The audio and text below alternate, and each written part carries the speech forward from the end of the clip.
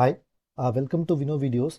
In today's session, we are going to discuss about the topic called dealing with null values. See, actually, this topic is a continuation of previous topic. As I kindly go through the previous video, so surely that will help you to understand about this topic, that is dealing with null value.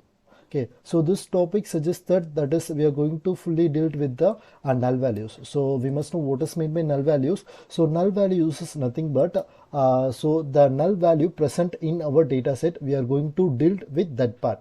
Okay, so this is the data set we used in the previous part. So the data set is nothing but it is a Titanic survival. So this data set already contains the information of passenger class and sex, age, fare and survey. Okay, so we are going to focus on this part, that is a age column. So why we are going to focus on this age column in the sense because this age column only contains NaN values. So NaN value is nothing but not a number, so that is called it as a null value. So by having this null value, we cannot able to get a exact result what we expect. So that's why we are in position to eradicate this null value. So in this video, we are going to focus how to tackle or how to rectify this null values. Okay, fine.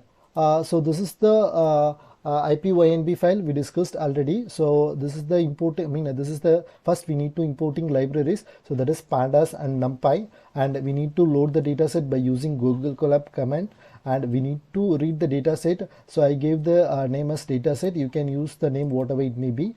Again, summarize the dataset. First we need to need the shape of the dataset, how many rows and how many columns. So totally it contains 891 rows and 5 columns. Again, if you want to check the first 5 items of the dataset, means just put dataset.head 5, so it shows the first 5 values of the dataset. Again, if you want to know the last 5 set of last 5 item of the dataset, again it is a dataset.tail and 5. So it is a user defined. You can use 5 or 10 or 15, whatever it may be. It is fully your wish. Okay, then we need to check the data type of that particular data set. Again, in this PC class is a integer, again sex is a object, there is a male and female, and age we consider as a float, again fare is float, and survival is a integer. So these are the data types of that particular data set. Again, we need to check whether the non-null values or null values present in that data set or not. No need to go to CSV file and check whether all the data are filled or not. By using this dataset.info, we can able to get whether how many whether the non-null values or null values present in the data set or not. Okay, so this gives the summaries that PC class contains 891 null values. It means that so all the 891 rows are filled. There is no non-null. There is all the data are filled. There is not a null value. Again, in 6 also all are filled. Again, in case of age, out of 891, only 714 null values are there. So remaining part contains a null value. So now we are in position to overcome this or to get an alternate to for this null value. Okay. So again, this is the new part. In this video we are going to discuss, so that is dealing with null value. So again, I need to check whether null values is present or not. So in this, if you see this, the tail last 5 part, so there is a null value, NaN value present here. Okay, there is a NaN. So this part represent there is a empty space in the data set. So if it contains the empty space, we cannot able to get a clear output or get an accuracy. So for that, we are in position to give an alternate solution for this NaN.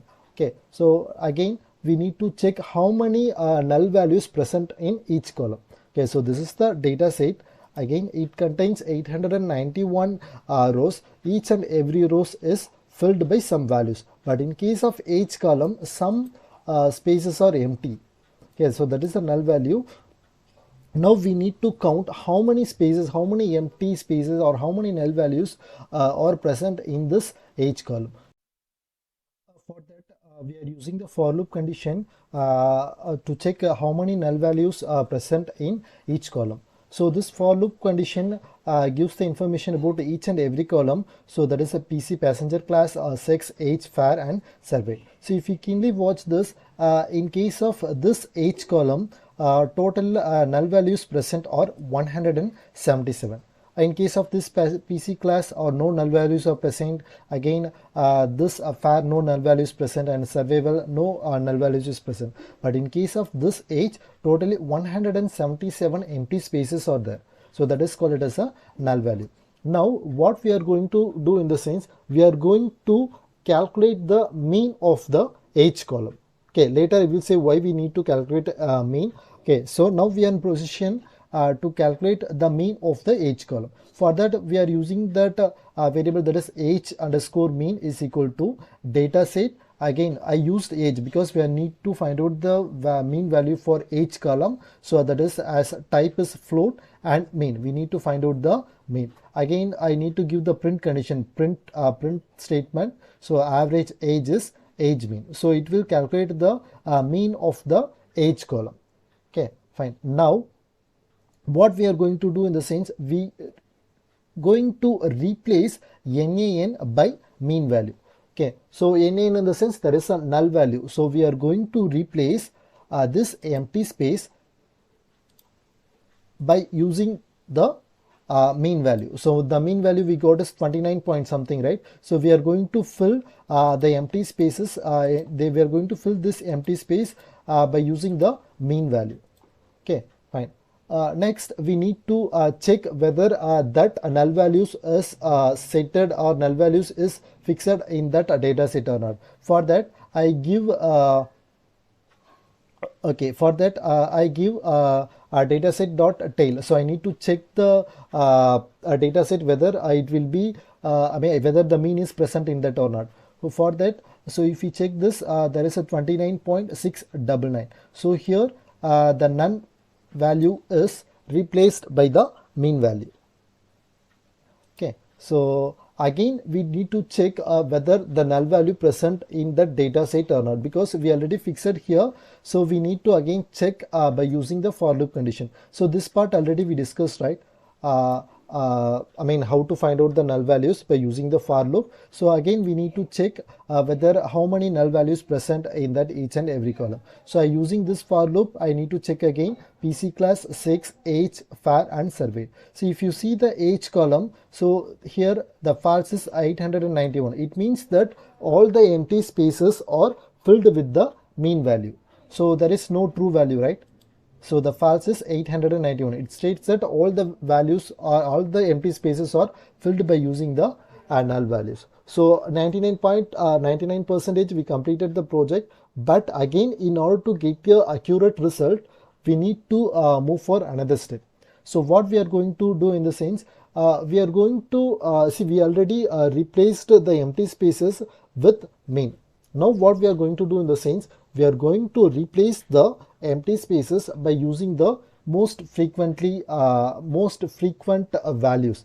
So for that to check what is the most frequent value present in the dataset. So for that we need to use the code dataset age dot value count. So this code gives that each and I mean how many times the values present in that age. For example 29.699, it means that 177 times the 29.699 value is present in the dataset. Again 24, here the age 24 is 30 times present in the dataset. Again the age 22 is 27 times present in the dataset, and a total out of 891, 27 times the age 22 is present. So this means so this summarize like that. Okay, now what we are going to do in the sense, we need to find the maximum repeated times. So from this itself we concluded that 29.699. So for further clarification we use IDMax code to check the 29.699 is the most frequent one or not. For that we need to give the code that dataset age value count is equal to is IDMax. IDMax represents, it gives the maximum value count. That is now again we repeat the same procedure. So we are going to replace the frequent values used in the age column. So if we compare both these both, it gives the same content. That is, we are going to replace with 29.699. For further classification, we did for ID max. If you need, you can use this. Otherwise, you can complete or fill the NaN values by using mean only. So if you need our better result, or if you need another, if you need go for any other thing, so you use this frequently repeated values. Okay, so again I need to check the null values is present in the data set or not. Again, we are using the same concept of for loop. We need to check whether the null values is present in data set or not. So if you see this in PC class, there is no null value. Again, in 6, age, fair and surveyed, there is no null values are presented. Okay, so again, if you want to check the data set information, if you see this 891 non-null values, again A6, age, fair, surveyed. So here this data sets concluded that there is no empty value or no NaN value present in the data set.